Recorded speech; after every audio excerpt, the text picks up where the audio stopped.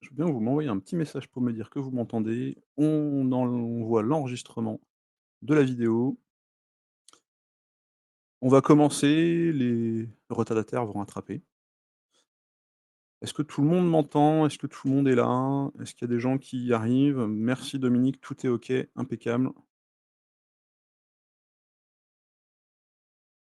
On va laisser, quelques instants, le temps que tout le monde prenne ses marques. Vous avez en bas à droite un petit espace pour, taper votre message. «Bonjour Muriel», «Bonjour, son, image OK», super, «Miguel, tout est bon, merci», impeccable. On va rentrer dans le vif du sujet, si vous le voulez bien. Si vous aviez du temps, qu'est-ce que vous feriez concrètement? Il n'y a pas de mauvaise réponse. Je vous propose juste d'imaginer ce que vous pourriez accomplir ou changer dans votre vie de tous les jours, vie normalement bien chargée de dirigeant, si vous aviez le temps nécessaire pour le faire. Je voudrais que vous me le disiez dans les commentaires, s'il vous plaît. On a Céline Paris qui nous dit d'entrée de jeu, partir en voyage 3 semaines. Bon ça, moi, je suis d'accord. Si on pouvait partir tous les 2, ce serait certainement une très bonne idée. Il faut qu'on se mette d'accord sur la destination. Ingrid, merci. Heu, on va partir jusqu'à 13h45, peut-être un peu plus, selon, tout ce que vous voudrez bien me dire dans les commentaires, pour parler gestion du temps et puis surtout pour déterminer pourquoi le temps est la ressource principale des dirigeants du futur. OK? L'objectif, c'est avant tout qu'on puisse discuter ensemble des rêves que vous avez, même des plus simples, mais que vous n'arrivez pas à concrétiser à l'heure actuelle parce que vous manquez de temps, tout simplement. Alors, j'ai, plusieurs exemples, à vous proposer, hein, de ce que me disent la majorité de mes clients, des dirigeants, que j'accompagne. Ils veulent, par exemple, pouvoir, passer du temps en famille ou entre amis. Ils veulent gagner en sérénité, dormir plus et mieux pour être plus réactifs dans leur quotidien aussi. Ils veulent, renouer avec, des temps de loisirs qu'ils n'ont plus pratiqués depuis longtemps. Ils veulent voyager, voilà, on avait l'exemple de Céline. On a Muriel qui nous dit, débrancher un mois sur un voilier sous le soleil et les alizés. Ça me va très bien aussi. Faire le tour du monde, dit Cyril. Tour du monde en voile ou en vélo, dit Géraldine. Ah voilà, donc ça, je pense que ce sont des sujets qui vous parlent. Voilà, bon, tous ces dirigeants-là et puis peut-être que vous aussi, en l'occurrence, dans un sens, vous voulez reprendre le contrôle sur la manière dont vous allez vivre le votre vie. Alors moi, j'aimerais bien savoir ce qui vous amène. Heu, on a ces 1ers exemples de voyage. Est-ce qu'il y a autre chose?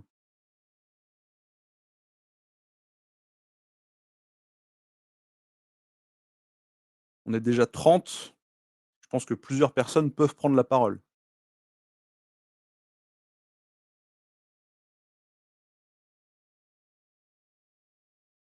Bonjour Yvan.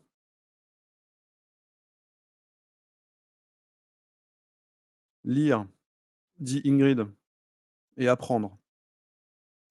Bêtise, m'occuper de moi et de ma santé, du sport. Pascal, bonjour. Bonjour à toi. Bonjour Thierry, que je connais. Outil efficience. Qu'est-ce que ça veut dire efficience? Ça veut dire quoi être efficient? Ou qu'est-ce qui fait qu'aujourd'hui vous diriez, ne pas être efficient?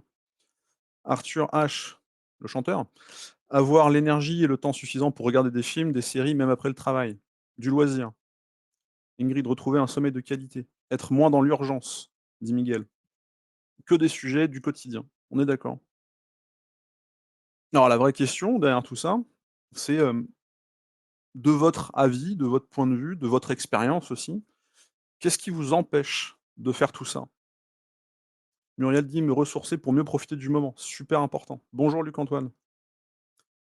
Kevin, ne pas empiéter sur la vie perso et les moments en famille. Hyper important. Prendre le temps pour soi, dit Yvan.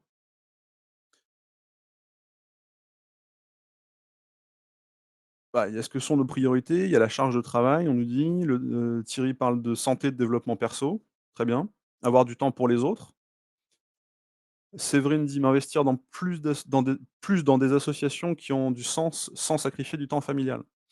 Alors, par rapport à ça, il y a un problème qui est le problème pour tout le monde, on n'a que 24 heures par jour. Alors bizarrement, il y a des gens qui semblent, hem, mieux optimiser que d'autres ces 24 heures-là, mais on peut pas faire plus. On peut pas avoir 25 heures dans une journée et on peut pas en avoir que 22. Donc il y a des choix, parfois un peu cornéliens à faire. Alors Ingrid pense qu'il y a de la dispersion, il y a de la difficulté à faire des choix, peut-être de la méthodologie. Oui, peut-être. La méthodologie, c'est un sujet.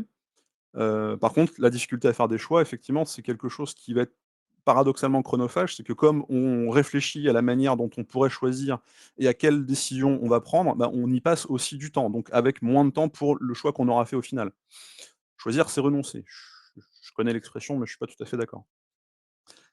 Précise: «Trop de choses importantes à faire tout le temps et la procrastination qui s'en mêle et la charge mentale qui prend ma liberté d'esprit». Donc là, on a plusieurs facteurs effectivement qui se mélangent. Quand on parle de procrastination et quand on parle de charge mentale, on a effectivement 2 gros sujets qui font qu'on va avoir moins tendance à se mettre à l'action, à avoir plus de regrets et donc forcément plus de frustration par rapport à ce qu'on aurait pu ou dû faire. Géraldine nous dit: «Ne pas avoir une vision long terme de ce que l'on veut être et faire». C'est très important, y compris, dans un cadre de management ou dans un cadre de direction d'entreprise, absolument. Bon, moi je voudrais vous raconter dans cette conférence quelques histoires, en peut-être utilisant aussi les exemples que vous me donnez et je vous invite vraiment fortement à continuer à donner des exemples de ce que vous voudriez faire et des exemples de raisons pour lesquelles vous n'arrivez pas spécialement à avancer sur ces éléments-là. Bonjour Kevin.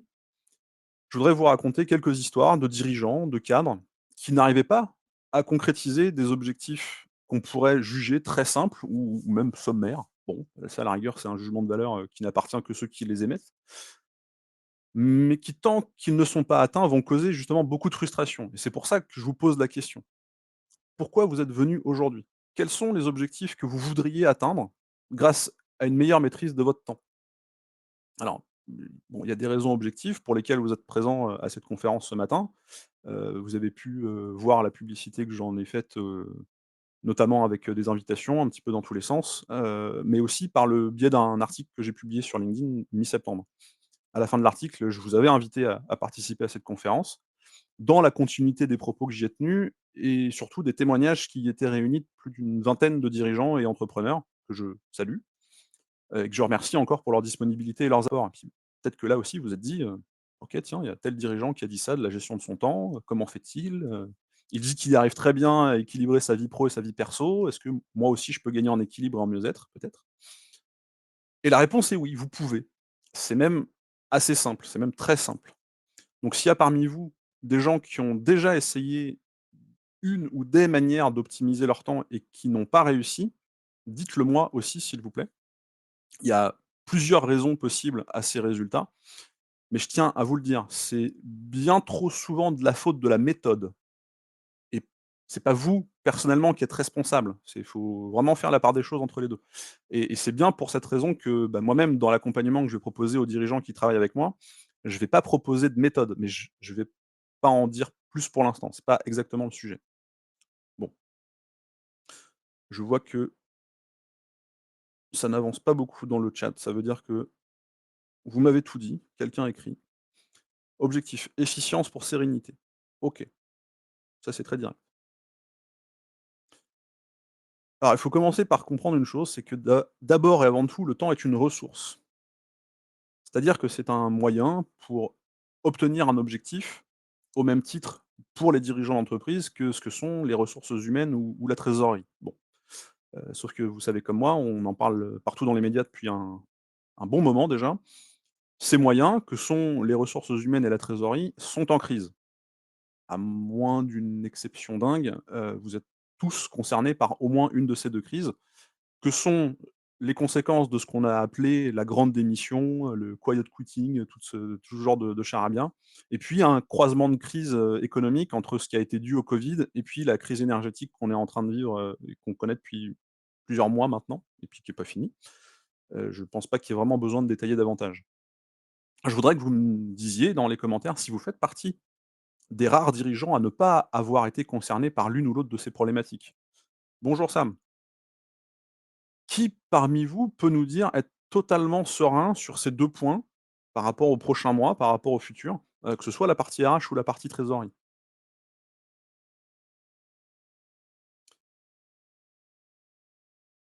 Alors Farchiche, pourquoi tu ne dis pas directement ce que les dirigeants t'ont livré? Bah, c'est pas les dirigeants qui m'ont livré et il faut bien que je mette un petit peu de suspense pour attirer votre attention. Maintenant, vous avez pas envie de rester, vous restez pas, il y a pas de problème, on n'est pas obligé. Bien vu Thierry. Ni l'un ni l'autre, dit Ingrid. Eh bah, si vous connaissez ni l'un ni l'autre, c'est plutôt une bonne chose. Pourquoi je dis ça? Parce que quelle que soit votre situation, il reste une ressource dont la maîtrise peut être abordée avec certitude et sérénité. C'est celle dont j'ai fait mon expertise et mon métier, bah, c'est la gestion de votre temps. Et je voudrais à présent vous démontrer, avec plusieurs petites histoires à l'appui, bah, que maîtriser votre temps va vous propulser dans la digne délégation des dirigeants du futur. En tout cas, je pense que si vous êtes là, c'est parce que vous voulez en faire partie. Et j'espère que ça vous va comme ça. Alors je voudrais vous raconter une première histoire, tout d'abord, la mienne. Promis, c'est pas long. Je suis devenu entrepreneur parce que quand, j'étais salarié, j'étais du genre à débarquer au bureau à 8 heures et à avoir terminé ma journée vers, 10 heures le matin et je m'ennuyais beaucoup. Alors que mes collègues directs étaient du genre à rester assez tard au bureau, à ramener du travail à la maison et j'ai jamais vraiment compris pourquoi. Bon, moi je savais ce que j'avais à faire, je savais quelles étaient les stratégies à déployer pour faire mon travail, ne pas être en retard et surtout quels étaient les pièges à éviter pour pas perdre un temps fou pour rien. J'ai surtout compris qu'il y avait pas de formule magique par rapport à ça et que c'était, peut-être par un petit travail d'introspection, qu'il fallait avancer pour comprendre quelles sont les stratégies les plus efficaces sur soi et quels sont les pièges les plus dangereux à éviter. Mais c'est pas parce que ça marche sur soi que ça marche sur les autres. Il faut que chacun fasse ce petit travail. Bon, puis j'avais pas spécialement envie de passer ma carrière à m'ennuyer, donc j'ai opté pour l'entrepreneuriat et il s'agissait pas de dire, «Oh là là, regardez comme je sais bien faire et peut-être qu'en faisant comme moi, vous aussi vous maîtriserez votre temps». C'est pas ça du tout. Il s'agissait de dire: «Regardons ensemble ce qui se passe, comprenons la situation et comprenons d'une autre manière justement la situation et puis on va déterminer ensemble la meilleure manière pour vous de trouver le bien-être qui vous manque dans votre activité et dans votre vie, au moins pour ce qui concerne la gestion du temps». Voilà, ça savez déjà un petit peu plus sur ma non méthode. Alors pourquoi je me positionne comme ça? Je vous donne un exemple. On a un type, brillant qui fait beaucoup parler de lui en ce moment, qui s'appelle Elon Musk, qui rêve entre autres choses d'aller coloniser Mars. Moi je veux bien. Mais est-ce qu'il n'est pas un peu plus prioritaire de bien vivre sur Terre, avec, bien-être, avec aisance, sans subir un rythme fou qui va, par exemple, nous éloigner de notre famille ou nous obliger à rester au bureau, hyper tard, à rêver de pouvoir partir en voilier, sous les alizés comme disait, un peu plus tôt, une participante, mais à être obligé de rester au bureau parce qu'on a une tonne de travail à accomplir, bah, moi, c'est pas tellement ma façon de voir les choses. Je veux bien laisser Elon aller sur Mars, si ça lui chante, mais personnellement, je veux que mes clients soient d'abord heureux sur Terre et aussi longtemps que possible et aussi rapidement que possible. Bon, ça, c'est une première chose et puis, plutôt que de m'adresser à des salariés, je vais parler à des dirigeants ou à des cadres parce que leurs stratégies et leurs habitudes vont avoir des conséquences directes sur leurs collaborateurs. Un patron stressé aura difficilement des équipes sereines. On aura peut-être l'occasion d'en reparler un peu plus tard. Bon. Est-ce que ça va pour l'instant? Est-ce que, certains parmi vous, ont eu d'autres idées d'objectifs en gestion de temps à accomplir ou d'autres, freins qu'ils sont en train de rencontrer dans leurs objectifs, qu'ils voudraient nous partager avant que je continue? Oui, merci Miguel. Bon, je vois que ça ne bouge pas, c'est pas grave. Alors je voudrais vous parler de mon tout premier client. On va l'appeler Paul.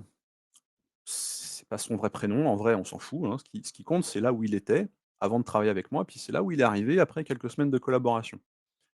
Avant de me rencontrer, Paul n'avait plus vraiment de vie de famille. Il arrivait au bureau le matin, sur le coup de 6 heures, et puis il repartait le soir difficilement avant 23 heures. Tout simplement parce qu'il voulait avoir 2 petites heures le matin au bureau avant que tout le monde ne débarque et puis il devait travailler 3 ou 4 heures de plus le soir pour rattraper le retard une fois que tout le monde était parti. Et puis, bah, non seulement il faisait, quasiment 2 journées de travail en une seule, hein, mais il savait pas comment faire pour éteindre tous les incendies, qu'il y avait partout pendant la journée, entre, les collaborateurs qui vont débarquer dans son bureau avec, un problème, les dossiers urgents à traiter, les réunions, les clients à servir, à rassurer et cetera. Il en devenait complètement déconnecté de sa vie personnelle et familiale, puisqu'il travaillait autant pendant les week-ends évidemment, toujours, à être dans le rattrapage d'un truc, oublié ou dans l'anticipation, pour espérer avoir un petit peu de temps le lendemain. Évidemment toujours rattrapé par un nouvel incendie. Jamais vraiment dans l'instant présent. Alors, ça ne veut pas dire qu'il faut que le dirigeant soit, égocentrique de son temps et de son énergie. Mais bon, dans le cas de Paul, revenir à un juste milieu pouvait être utile. En tout cas, c'est comme ça qu'il avait exprimé son besoin et ça faisait partie de ses demandes. Donc voilà ce qu'il me disait: «Je regrette de pas voir mes enfants grandir et j'ai peur que si ça continue comme ça, ma femme me quitte. La situation n'est pas juste pour elle. Je voudrais pouvoir aller faire un golf de temps en temps avec les copains, mais à chaque fois que l'occasion se présente, j'ai plus important ou plus urgent à faire. J'ai beaucoup trop de choses à gérer, ma tête va exploser. Ou j'aimerais pouvoir dormir parce que je suis vraiment épuisé». Et si vous voulez, ces phrases, il faut vraiment faire attention parce que c'est pas les problématiques de Paul, ce sont les conséquences des principales problématiques des dirigeants qui, comme Paul, ne maîtrisent pas leur temps. On compte l'épuisement, la charge mentale, la solitude, une vie de famille réduite. Est-ce que vous connaissez dans votre entourage des dirigeants qui, comme Paul, sont épuisés, ont une charge mentale très importante ou qui, à cause de leur travail, sont de plus en plus seuls et de plus en plus éloignés de leur famille? Est-ce que vous-même êtes concerné par les conséquences telles que je les ai décrites ici?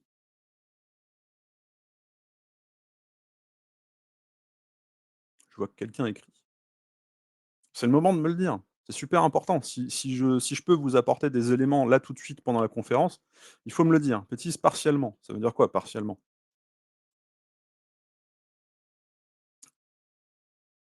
Je crois que c'est Céline Paris. Oui, je travaille avec des dirigeants de TPE-PME, nous sommes tous plus ou moins concernés, dit Ingrid. Géraldine, oui, j'en ai autour de moi. Alors, quand vous les connaissez, comment est-ce qu'ils gèrent? C'est ça la question. Ingrid, moi inclus. Oui. Est-ce que vous avez l'impression qu'ils gèrent malgré tout? Est-ce que vous avez l'impression qu'ils subissent malgré tout? Est-ce que vous avez l'impression qu'ils font comme si ça allait bien, mais qu'en vrai, si on creuse un tout petit peu, on voit que c'est assez déstabilisant?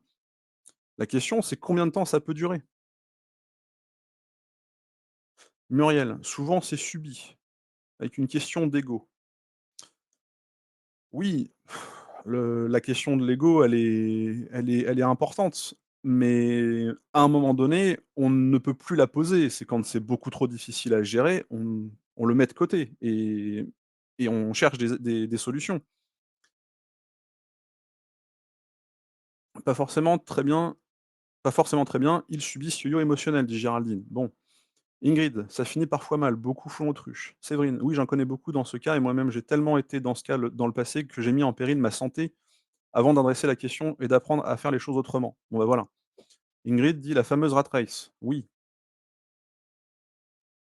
cela se reporte sur l'équipe et sur l'entourage, dit Géraldine. Exactement. David: «Souvent, ils ne gèrent pas car ils ne se rendent pas compte, car aucune prise de recul». C'est très vrai aussi. Bon,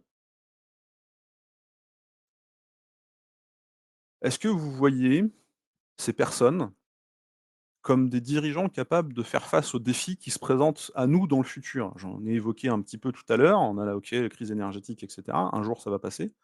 On parlait de la grande démission et des crises, de talent, OK, un jour peut-être que ça va passer, mais il y a quand même, et c'est un peu, sur ce principe que notre monde fonctionne, il y a toujours de nouvelles opportunités qui sont un peu des crises déguisées ou des nouvelles crises qui sont un peu des opportunités déguisées, les 2 sont un peu liés, qui font que dans le futur, on va avoir besoin d'autres ressources ou d'autres formes d'énergie ou d'autres formes de posture.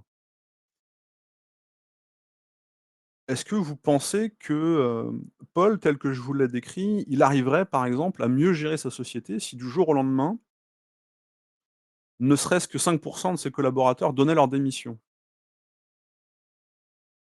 Et quand Paul, il est venu travailler avec moi, bah, ces questions, elles étaient pas aussi «pressantes» entre guillemets qu'aujourd'hui. Les sujets de crise économique et de grande démission, ils étaient pas du tout à l'ordre du jour. Bon. Pourtant, à l'heure actuelle, Paul ne craint plus le départ de ses collaborateurs. Il va arriver au bureau vers 8h30 le matin, un petit peu avant la grande moyenne de ses employés. Il va partir le soir avant 18h. et il va pas du tout hésiter à poser ses vendredis après-midi pour aller, taper des balles avec les copains qui sont ravis de le revoir et de passer de bons moments avec lui. C'est-à-dire qu'il a réussi à changer de regard sur son rapport au temps. Il a réussi à se permettre du bien-être pour lui-même avec toutes les conséquences positives qu'on imagine sur son business, sur sa vie sociale et sur sa vie familiale. Petite lueur d'espoir, dit Ingrid. Oui, pour Paul en tout cas, oui, et je voudrais la même chose pour tous les dirigeants qui en ont besoin. Muriel parle de déléguer et de faire confiance à ses collaborateurs. On va y revenir un petit peu plus tard. Mais oui, je suis pas un fanat de la délégation, parce que c'est un peu un sujet facile: «Ah, et tu qu'à déléguer». Oui d'accord, mais ça s'apprend. Bon, alors avec cette histoire de Paul, bon, on a vu les conséquences des problématiques liées au temps des dirigeants, que ce soit pour leur vie personnelle, pour leur vie de dirigeant, mais aussi pour la vie de leur entreprise. On l'a assez évoqué comme ça dans les commentaires. Je voudrais maintenant vous parler des principales problématiques et je vous invite à réfléchir vraiment à fond pour que vous puissiez prendre conscience de laquelle ou desquelles, parce qu'il peut y en avoir plusieurs, vous concernent vraiment et puis de m'en parler dans les commentaires. Je vais vous solliciter à mort parce que c'est super important. On va commencer. Séverine dit: «Cet état d'urgence permanent a un impact sur la motivation, sur l'engagement, sur le sens et nourrit le désengagement des équipes». Alors oui, je partage le point de vue, on va dire que l'ambiance politique, sans forcément rentrer dans les détails, va avoir un impact sur le moral des gens et donc sur la motivation et donc sur la la capacité à mener à bien un objectif ou un projet. Ça, je suis tout à fait d'accord et donc il faut trouver des biais et des chemins détournés. On va commencer par le perfectionnisme. C'est un que j'aime bien. C'est-à-dire vouloir que tout soit absolument parfait, vraiment bien fait au poil, nickel. Et puis, bah, comme tout doit être absolument parfait, tout prend beaucoup plus de temps. Le souci, c'est qu'en échange du temps utilisé à parfaire certaines choses, bah, il reste plus beaucoup de temps pour juste faire d'autres choses. Et il y a très souvent un déséquilibre entre l'intérêt de parfaire certaines choses et celui de juste faire certaines autres. J'ai eu, une conversation comme ça avec quelqu'un qui est devenu client par la suite, on va l'appeler, Antoine. Et puis Antoine me dit: «Oui, tu comprends, Jean-Baptiste, si c'est pas fait correctement, les clients vont aller voir ailleurs et puis les investisseurs vont me lâcher, c'est pas possible» et cetera. Moi sur le principe, je suis d'accord avec lui, pardon. Je suis d'accord avec le constat, donc je lui demande: «OK, est-ce que tu te considères comme un menteur? Comme une personne qui va enjoliver ce qu'elle dit pour, attirer la curiosité ou l'envie des clients et des investisseurs?» Bien évidemment, il me répond: «Non» et je vois accepter qu'il y ait des erreurs, hem, ou tout à fait partager, c'est ce que je peux ressentir avec mes collaborateurs. Alors je sais pas du tout à quoi font référence ces 2 messages, pardon.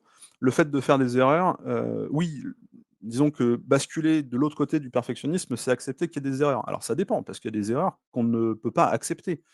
Je pense à des professions, comme les notaires, comme les avocats.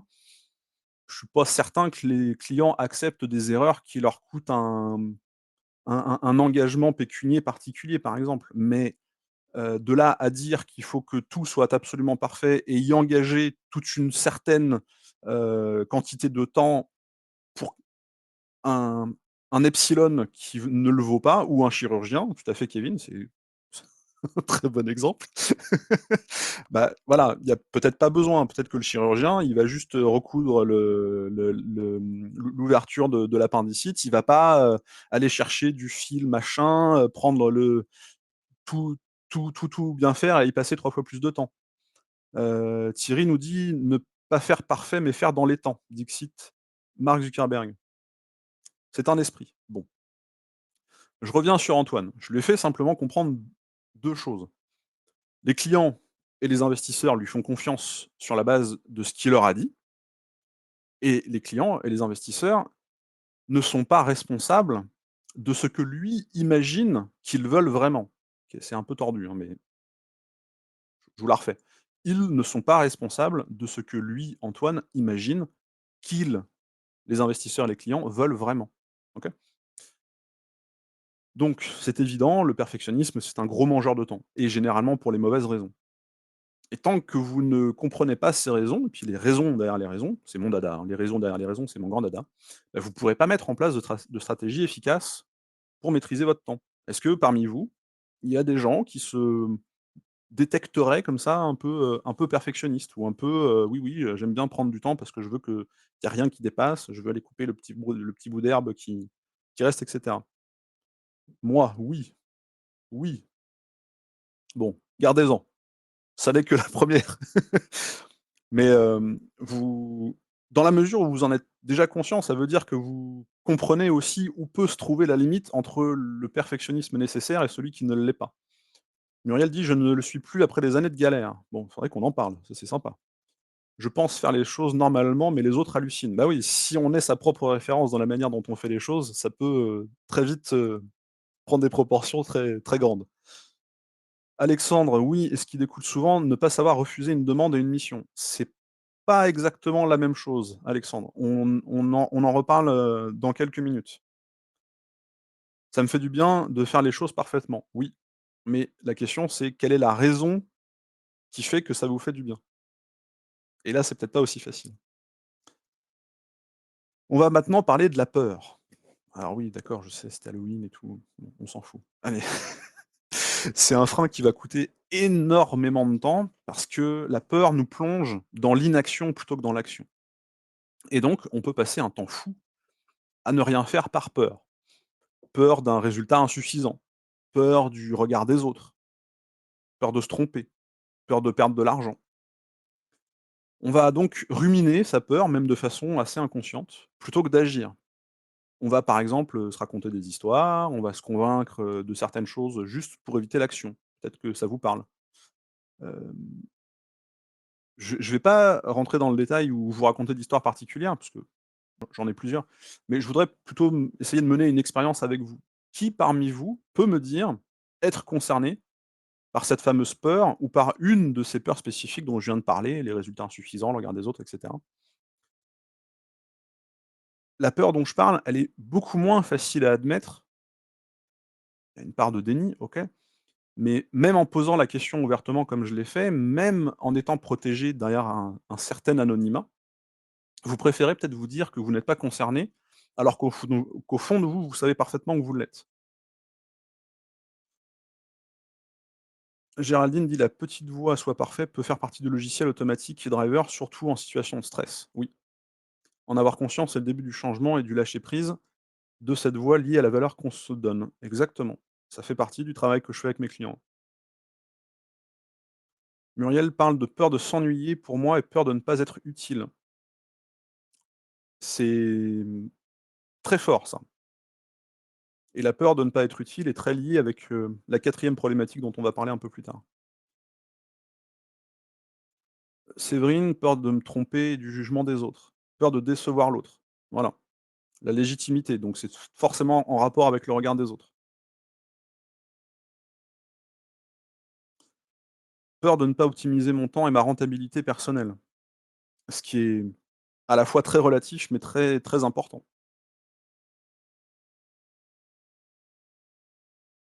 Tant que je vois que quelqu'un écrit, je n'avance pas plus, parce que ce sont des sujets très importants. Luc-Antoine, il y a aussi la peur de l'inconnu. Nous avons peur de changer notre façon de travailler et pourtant nous pourrions avoir de bien meilleurs résultats. C'est absolument exact. Peur de ne pas avoir de reconnaissance. Alors la question, c'est de la reconnaissance de la part de qui? Et est-ce qu'on ne donne pas un certain pouvoir à ceux de qui on voudrait de la reconnaissance alors que peut-être qu'ils s'en foutent et peut-être que c'est pas ça qui compte? Garnier, peur de ne pas atteindre le chiffre d'affaires visé et vivre ma nouvelle activité. Ah oui, mais ça c'est un excellent exemple. Par, par peur d'un résultat loupé, on va avoir tendance justement à l'inaction ou à répéter un phénomène qu'on pense efficace, mais c'est parce qu'on l'a pensé efficace qu'on en arrive au constat qu'on ne va pas atteindre le chiffre d'affaires en question. Donc ça veut dire qu'il faut qu'on change notre méthode, et comme on a peur, on ne va pas la changer et donc on va au résultat qu'on avait craint au départ. C'est un joli cercle vicieux. Hem, bon, je vois que plus personne n'écrit. Merci aux courageux qui en ont parlé. Il y a quand même une bonne nouvelle. La peur n'est pas le problème, c'est pas grave. Le problème, un peu comme je l'ai dit, c'est l'inaction et surtout le coût de l'inaction. On n'est pas là pour émettre un jugement, on est là normalement pour trouver des solutions. Enfin, c'est comme ça que je me positionne. Et pour trouver la solution, bon, OK, il faut déjà admettre le problème, on vient de le faire et je vous assure que la peur est un problème malheureusement très efficace et une problématique qui est justement très cher payée en temps. Je pense qu'on l'a tous bien compris. On va parler du besoin de contrôle, que j'aime bien aussi. C'est pas tout à fait la même chose que le perfectionnisme. Alors, OK, les procédés sont les mêmes, mais les motivations de ce que j'appelais les raisons tout à l'heure ne sont pas les mêmes. Le besoin de contrôle, c'est ce qui va pousser tel cadre ou tel dirigeant à revérifier les actions et les tâches des collaborateurs, à faire des revues hebdomadaires en réunion qui vont durer des plombes, à mettre en place des outils de suivi, et cetera, et cetera.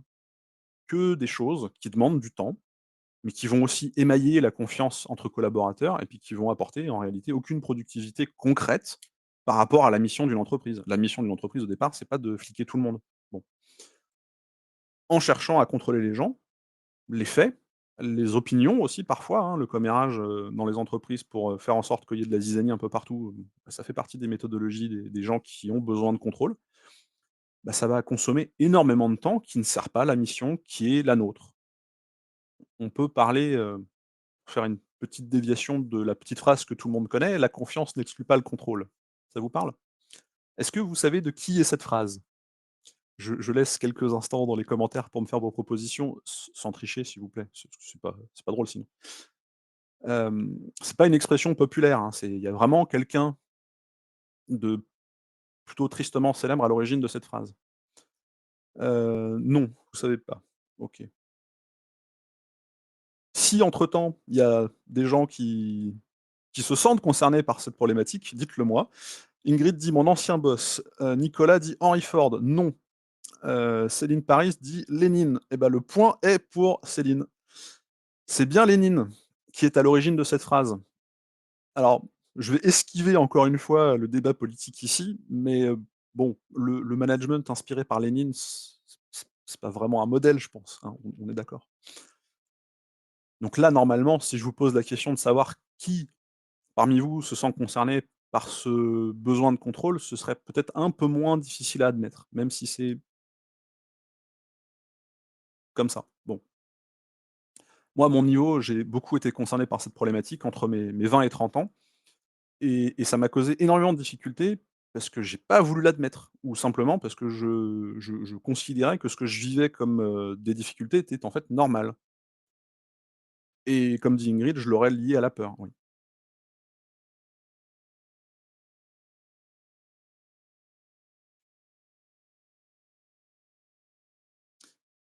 Il y a quelque chose qui est, lié à la peur derrière le besoin de contrôle, mais j'en fais quand même la distinction parce que c'est quelque chose de très spécifique. Dans un cas comme dans l'autre, je cherche à me rassurer. Oui, mais est-ce qu'on cherche à se rassurer en agissant par forme de déni ou est-ce qu'on cherche à se rassurer justement en se mettant dans une action, peut-être qu'on n'a jamais vraiment essayé, mais qui produit d'autres résultats? C'est ça l'intérêt et c'est ça la question. Bon, je vois que plus personne n'écrit. Si, bêtise. Si je ne contrôle pas, ça peut prendre beaucoup de temps ensuite pour rattraper les erreurs qui arriveraient. OK, c'est, c'est pas exactement le sens de la problématique que je soulève. Évidemment qu'on est obligé de contrôler un minimum de choses. On est obligé de contrôler les outils qu'on utilise, on est obligé de contrôler, le temps qu'on va prendre à faire une tâche et cetera. Mais il y a une, il y a un presque un besoin obsessionnel de faire en sorte que tout aille exactement dans la direction qu'on veut. Bon, c'est peut-être pas forcément, idéal. Ingrid dit: «Comment avoir l'idée quand on est seul avec soi-même dans son cerveau?» C'est à ça que les gens comme moi servent justement, c'est que vous soyez plus seul avec vous-même dans votre cerveau. Bon. Géraldine dit: «Un contrôle peut être la première étape pour faire confiance et davantage pour déléguer par la suite». Oui, mais ça ne sera pas un contrôle, ce sera, une attitude de pédagogie, peut-être, plus qu'un contrôle. La dernière, on l'a évoquée à au moins 2 reprises dans les commentaires avec, différentes variantes, c'est faire plaisir. Alors, parfois c'est une raison assez inconsciente, dans le sens où on n'y réfléchit pas vraiment. Et puis parfois, c'est une motivation qui est complètement assumée, hein, voire même vitale. On doit rendre service pour faire plaisir. Bah, pourquoi d'ailleurs? C'est là que les vraies raisons sont en jeu, hein. Alors je parlais l'autre jour avec un manager, on va l'appeler Clément. Débordé forcément, puis je le fais parler de la manière dont il va remplir ses journées alors. Il m'explique. Il coordonne comme ça une équipe de 12 personnes dans la journée, en finance, dans une filiale d'un grand groupe. Puis je comprends en l'écoutant qu'il fait vraiment tout, absolument tout, en espérant bien se faire voir, autant de la part de ses équipes, de ses collaborateurs, que des personnes à qui il va lui-même répondre. Il va par exemple accepter de prendre en charge des petites opérations annexes qui ont rien à voir avec la finance, et quand il s'en rend compte, bah, il va surtout pas demander d'aide à ses collaborateurs parce qu'il a peur de se faire engueuler. Autre exemple un peu rigolo comme ça, il va accepter quand un collaborateur propose qu'on mette des plantes vertes dans l'open space. Alors, c'est chouette, ça donne un peu de vie et cetera. Mais il va surtout lui-même arroser ses plantes quand il voit que personne d'autre ne le fait. Bon, bah, forcément, ça demande un peu de temps. Qui veut nous parler de son besoin de faire plaisir et son besoin de se rassurer vis-à-vis des autres? Géraldine dit: «Fait plaisir et soit parfait» font partie des 5 drivers messages contraignants identifiés en analyse transactionnelle par Eric Berne. Très puissant de travailler dessus pour casser des conditionnements. Absolument. Alors je ne fais pas d'AT, d'analyse transactionnelle, mais je travaille sur ces sujets-là. Exactement. Et il ne s'agit pas de les faire disparaître, il s'agit de les mettre en lumière pour dire: «Ah oui, là, OK, je suis complètement en train de partir, dans ma pente glissante et on va mettre un petit frein ou pas». Fais des efforts ou sois fort aussi, oui, absolument. Bon, voilà.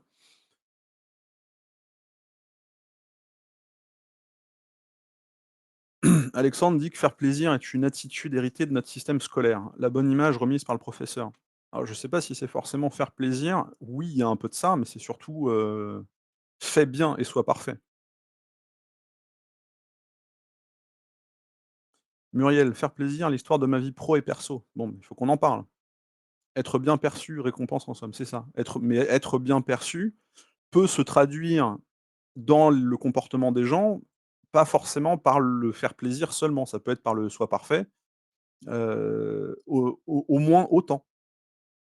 Ça dépend de la traduction du driver pour soi. Bon, donc voilà, ces 4 problématiques, on les retrouve systématiquement. Bon, et si j'en parle, c'est parce que notre sujet au départ, c'est quand même vous, les dirigeants du futur, j'espère, et puis votre bien-être. Donc même si mon expérience est un peu biaisée, je dois dire que je connais personne qui vit au moins l'une de ces 4 problématiques et puis dise à côté de ça être fondamentalement heureux de sa vie.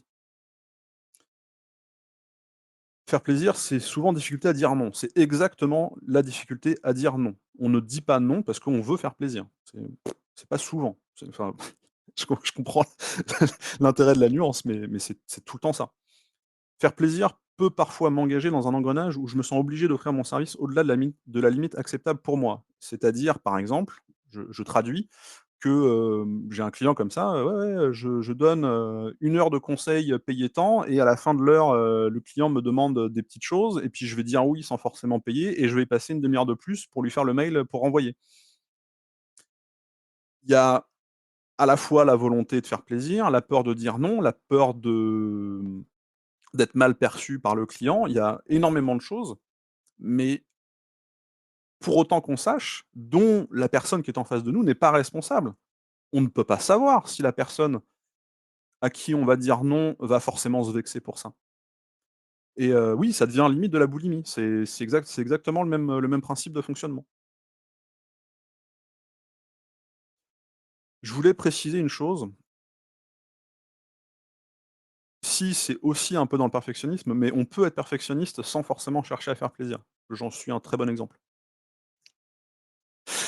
Je voulais préciser une chose, il y a peut-être parmi vous des personnes qui vont cumuler plusieurs activités. C'est-à-dire, vous êtes, multi-entrepreneur ou vous êtes entrepreneur, puis, président d'une association, puis, plusieurs activités. Le fait de cumuler plusieurs activités n'est pas la cause d'un manque de temps. C'est au contraire une conséquence d'une de ces 4 problématiques, d'au moins une de ces 4 problématiques. Donc si vous faites partie de ces personnes et puis que vous vous sentez débordé, c'est pas en limitant vos activités que le problème va se résoudre. Au contraire, ça va amplifier une frustration qui va se cumuler à la problématique de départ qui sera en plus pas résolue. Donc, je vous invite vraiment, si c'est votre cas, à venir en discuter avec moi. On reparlera de la prise de rendez-vous plus tard. Mais voilà, au moins ça c'est dit. Bon, imaginez maintenant, Antoine a compris les ressorts de son perfectionnisme, puis il va passer beaucoup moins de temps sur des sujets qu'il va lui-même juger secondaires. Et puis il va se concentrer sur ce qui a vraiment de la valeur pour lui, sa famille, son réseau d'amis, et cetera. Imaginez que Clément, tout débordé qu'il était, il a compris les raisons, derrière les raisons de son envie de faire plaisir. Et puis qu'à présent, il va chercher un peu plus à se faire plaisir à lui, à refaire du sport, à être un peu plus à la maison, un peu moins au bureau. Bon. Puis leurs exemples avec, celui de Paul, tout à l'heure, et puis ceux des dirigeants, qui m'avaient aidé à rédiger mon article de septembre, ce ne sont en réalité que d'infimes possibilités de tout ce qui peut réellement vous empêcher de maîtriser votre temps aujourd'hui et puis d'avoir une vie satisfaisante. J'espère que si vous m'écoutez aussi aujourd'hui, c'est qu'à un moment donné, vous vous dites: «Bon, je pourrais peut-être avoir une vie un peu plus intéressante, un peu plus satisfaisante, ne serait-ce que sur le plan professionnel». J'y reviens, mais votre trésorerie et les talents de vos équipes ne sont pas des moyens pertinents pour résoudre vos problématiques de temps. Je ne peux pas le dire plus clairement. Donc, en fait, que dans le futur, on ait moins de trésorerie ou une pénurie de talents, bon, c'est pas top, mais c'est pas si grave. Par contre, si vous ne savez pas résoudre vos problématiques liées au temps, bah, votre capacité de survie, elle va être assez limitée. Tout à l'heure, j'ai mis, Lénine au pilori avec, sa petite phrase, «La confiance n'exclut pas le contrôle». Je resalue, Céline Paris pour avoir trouvé que c'était Lénine. Pour équilibrer les choses, on va dire, politiquement encore une fois. Je voudrais à présent clouer au pilori quelqu'un avec qui il aurait probablement été, pas très copain et qui à son époque disait que le temps c'est de l'argent. Et vous la connaissez toute celle-là, hein. Est-ce que vous savez qui a dit ça là encore sans tricher? Bon, pour vous aider, c'est un des pères fondateurs des États-Unis qui a pas dit que des conneries de toute sa carrière, mais celle-ci elle est c'est une énorme. Non petit, c'est pas Rockefeller, c'est pas Rothschild. C'est vrai que ça aurait pu être mais non, un peu avant tous ces gens-là. Eux, ils sont arrivés après. Et puis Rockefeller et Roosevelt ne sont pas des fondateurs des États-Unis. Peut-être en termes de puissance économique, mais et c'est et c'est Céline Paris qui a encore trouvé. Oui, c'est Franklin, c'est Benjamin Franklin. Décidément, je vais vous offrir une séance gratuite. Mais non, le temps n'est pas de l'argent. Vous pouvez utiliser du temps pour fabriquer de l'argent, mais vous fabriquez jamais de temps supplémentaire dans vos journées de 24 heures ou dans vos vies, que je vous souhaite, longues et prospères, grâce à de l'argent. C'est pas possible. Donc, tout scientifique qu'il était, il a juste très mal équilibré son équation. Bon, bon par contre, OK, on est d'accord. Le temps et l'argent sont 2 moyens d'obtenir et de faire ce qu'on souhaite. OK. Mais dans notre hypothèse de départ, l'argent est assez rare. Donc, le temps reste le principal moyen pour tout le monde, et pas seulement les dirigeants en réalité, d'obtenir et de faire ce qu'ils souhaitent. D'ailleurs, j'aimerais être persuadé que tous autant que vous êtes, vous savez vraiment quels sont les objectifs que vous poursuivez à la tête de vos entreprises. Ce que je veux dire, c'est qu'on est certain d'arriver de nulle part si on ne sait pas où on va et qu'on est certain de faire beaucoup de choses si on ne sait pas ce qu'on fait. Comprenez? La question derrière tout ça, c'est de savoir si vous êtes absolument persuadé que tout ce que vous faites entre le moment où vous vous réveillez le matin et le moment où vous vous couchez le soir est absolument et intégralement au service de ce que vous voulez. Et là, il y a que vous qui avez la réponse. J'aimerais vous raconter une dernière histoire et puis ça va vous permettre peut-être de creuser cette idée. J'ai parlé de dirigeants, j'ai parlé de managers. Je voudrais, pour conclure, parler d'un indépendant. On va l'appeler Romain, voilà. Romain, il est développeur informatique. Ses clients, lui demandent en gros de coder des pages de vente à intégrer à des sites internet qui sont déjà existants. Bon, OK. Puis avant, il travaillait dans une agence. Il a voulu tenter le coup en indépendant et puis, bah, quelques-unes des problématiques qu'on a évoquées précédemment, Romain, il s'est retrouvé à travailler, mais comme un fou, au point de regretter son ancienne situation de salarié. Bon, je spoil un peu, mais évidemment, la peur de dire non et le vouloir faire plaisir à ses clients, c'était vraiment le gros sujet. Donc comme il disait oui à tout, bah, grosse masse de travail. Donc il est venu me voir avec, vous voyez l'image de l'éponge, le côté vert, il est tout usé, c'était pareil, complètement épuisé, au bord de l'implosion. Donc il en avait perdu de vue les raisons pour lesquelles il faisait ce qu'il faisait. On retrouve vraiment le contexte complet, hein, déséquilibre entre vie pro et vie perso, le nez dans le guidon, en instance de divorce et tout le pataquès. Au départ, il avait la volonté d'incarner quelque chose de plus grand que ce qu'il avait la possibilité de faire dans ses précédentes expériences. Il avait une vision, pour, aller dans le sens de ce que dit Dimitri en commentaire. Autant pour sa vie que pour son business d'ailleurs et sur la manière qu'il avait de servir ses clients et parce qu'on a regardé quelles étaient les raisons derrière les raisons de ses propres problématiques et puis de la manière dont elles s'articulent dans sa vie spécifiquement et dans son business spécifiquement et bah, figurez-vous que cet été, Romain, il est parti 3 semaines en vacances à l'étranger, chose qu'il avait jamais faite de sa vie et qu'il aurait jamais cru être capable de faire si je lui avais dit qu'il était capable de le faire en mars quand on a commencé à bosser ensemble. Aujourd'hui, Romain, il fait du sport tous les jours.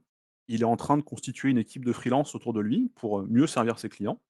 Il a compris comment servir ses propres intérêts pour mieux servir ses clients et il est bien dans sa vie.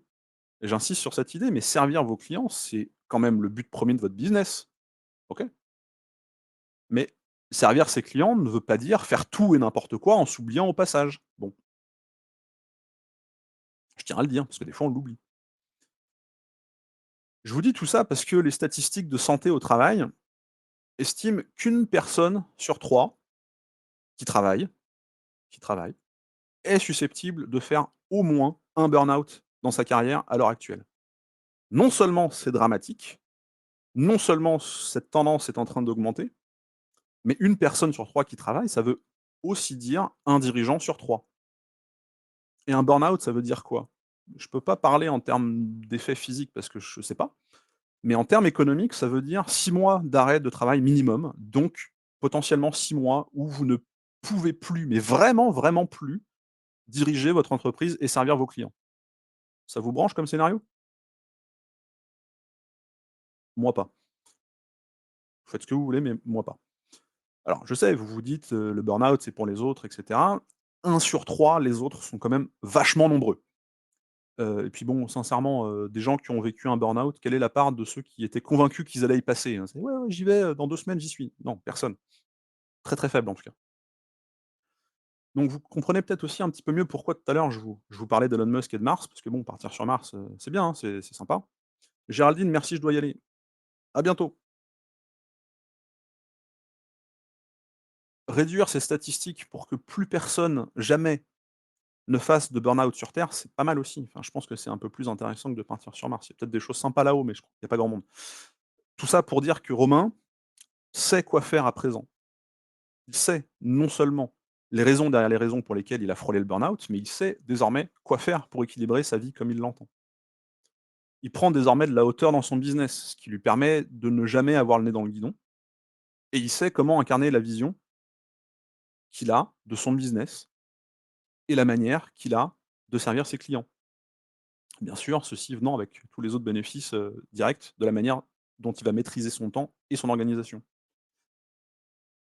Donc c'est le moment de la conférence où je vous pose une dernière fois la question. Si vous aviez du temps, qu'est-ce que vous feriez? Quels sont les rêves que vous continuez à mettre de côté en utilisant l'excuse du manque de temps? Ça ne veut pas dire que c'est une fausse excuse, mais c'est peut-être quand même une excuse puisque vous ne réalisez pas les rêves qui vous animent et que vous les mettez de côté. Je repense, aux réponses tout à l'heure du voyage en voilier, je repense, à lire, à apprendre et cetera. OK. À quel moment vous allez vous mettre à vous consacrer à ces objectifs-là? Sans forcément remettre en question vos objectifs professionnels. Ce que je vous dis, c'est qu'il est tout à fait possible de faire les 2, seulement en vous posant les bonnes questions. Seulement en changeant un tout petit peu, à quelques endroits, certains curseurs. De quoi avez-vous besoin?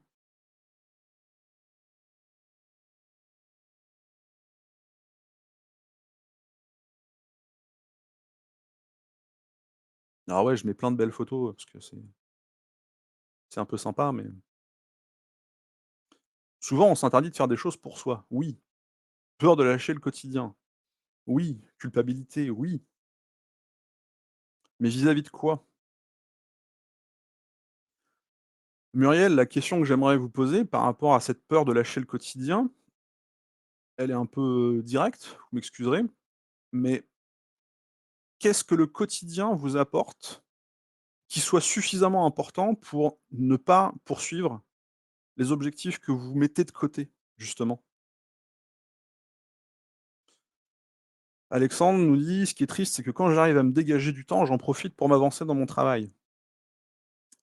Oui, ça c'est classique, j'ai envie de dire, et je comprends très bien.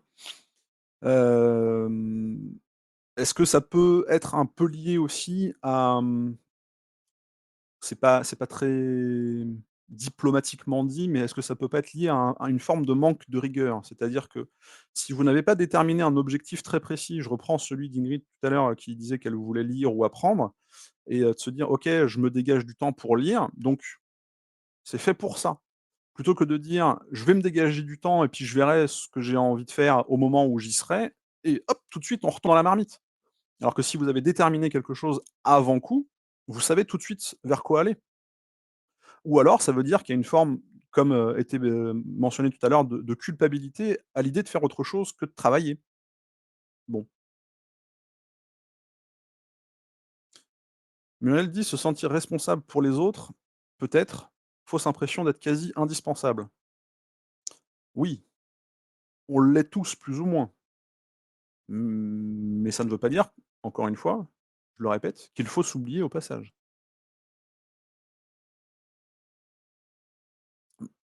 Alexandre, vous poursuivez: «Mon travail occupe une place tellement importante que je n'ai pas en tête autre chose à faire si du temps j'avais. Passion éteinte, culpabilité de ne rien produire». Alors, OK, Alexandre, on y va. Qu'est-ce que vous êtes venu chercher aujourd'hui? Joël, quelle approche mettez-vous en œuvre pour aider vos clients à identifier les raisons et les problématiques? Je grille un peu l'étape, mais bon, puisque Joël, vous me donnez l'occasion, OK. Dans la mesure où je dois d'abord écouter ce que les gens souhaitent me dire à propos de leur situation, je propose ce que j'appelle une cartographie, c'est-à-dire une forme d'audit qui nous permet de comprendre à la fois les moyens mis en œuvre et à la fois les résultats qui sont obtenus avec les moyens qui sont mis en œuvre, pour savoir où ça ne va pas. Et en fonction de ce que vous voyez dans la cartographie, en fonction de la manière dont vous allez vous auto-évaluer sur tous les sujets sur lesquels je vous fais réfléchir pendant cet audit, qui est assez court, je vous propose l'accompagnement qui est adapté, où on va creuser les raisons derrière les raisons et où on va mettre en œuvre des stratégies et des tactiques tout à fait différentes de celles que vous avez mis, même un peu machinalement ou par habitude ou par, «forçage» entre guillemets des drivers et des problématiques dont on parlait tout à l'heure, hem et faire en sorte que vous obteniez d'autres résultats. Pouvoir apprendre à jouer au golf, retrouver ma passion de restauration de mécanique ancienne. Bah, ça, c'est des super projets ça. Aujourd'hui, je crois que j'attendais une mise en évidence de quelque chose qui me fait perdre mon temps.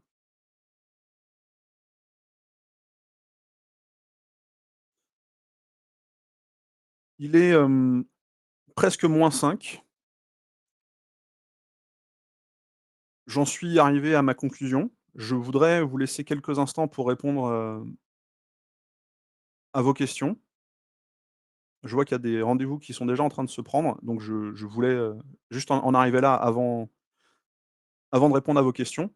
Vous avez un bouton en haut de votre écran avec, cliquez ici, où vous pouvez choisir des créneaux que j'ai mis à votre disposition pour prendre un rendez-vous avec moi. Le rendez-vous que je vous propose, c'est pas un rendez-vous commercial, c'est un échange qui fait suite à ce webinaire, qui va vous permettre déjà de manière un peu plus détendue qu'en chat devant tout le monde et cetera, de poser sur la table ce que sont vos désirs, ce que sont vos rêves, ce que sont vos objectifs, derrière votre besoin de reprendre le contrôle de votre temps. Ça peut être des objectifs purement professionnels, c'est pas grave. Ce qui est sûr, c'est que si vous êtes là aujourd'hui, vous n'y êtes pas encore. Et moi, mon travail, c'est de vous y aider à y aller le plus vite possible. Je ne sais pas quelles sont les échéances que vous vous donnez. Je sais pas, tout à l'heure, je voyais, apprendre à jouer au golf. OK, à partir de quand vous voudriez apprendre à jouer au golf? En vous écoutant directement, j'aurais de quoi vous donner des éléments de réflexion pour vous permettre d'avancer, y compris de vous parler un peu plus en détail de la cartographie dont je parlais à Joël tout à l'heure.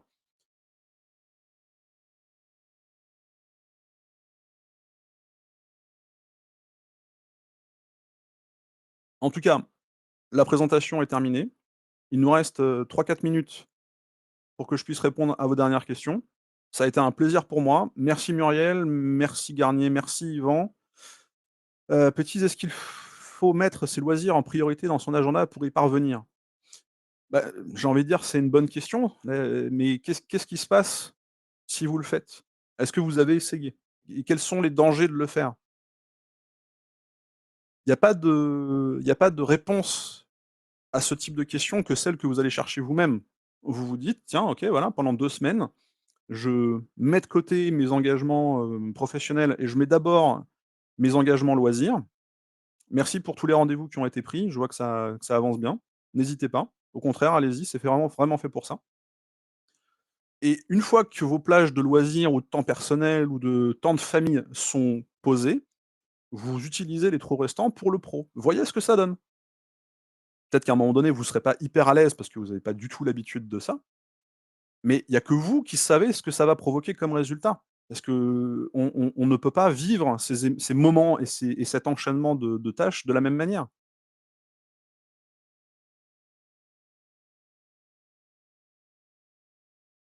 Hem Est-ce qu'on peut avoir la présentation par email? Juste le PDF, oui, mais il faudra me demander par, LinkedIn par contre, s'il vous plaît. Merci de ce webinaire et de votre temps, Stéphane. Il y a aucun problème, c'est avec grand plaisir. Merci de votre présence. Tant qu'il y a des gens qui écrivent, je vais pas couper, mais dès que je vois que c'est fini, on arrête. Très pertinent, merci, à plus. OK, merci.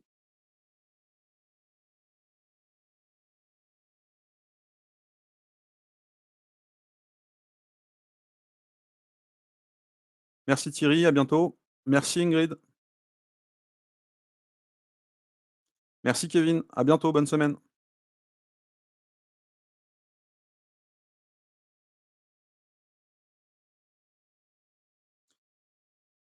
Et j'ai reçu aussi des numéros de téléphone, donc je vais appeler ces gens-là.